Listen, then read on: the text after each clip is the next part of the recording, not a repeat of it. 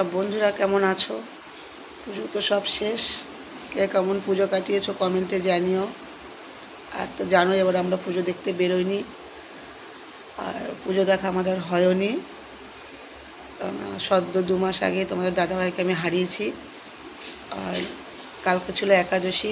তোমাদের এখানে সবার ঠাকুর ভাসানো হয়ে গেলে কমেন্টে জানিও।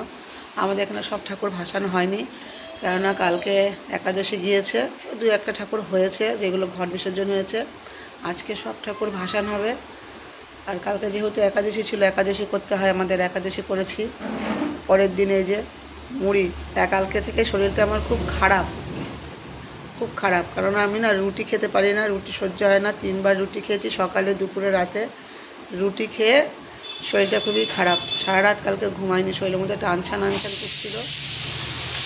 বেশি খাইনি, তবে 2-1টা করে খেয়েছি, তাতেই ওরকম। আর এই যে পরের দিন, একাদশীর পরের দিন মুড়ি খেয়ে তারপরে একাদশী ভাঙতে হয়, তারপরে যা কিছু খেতে হয়, তাই না মা বলো?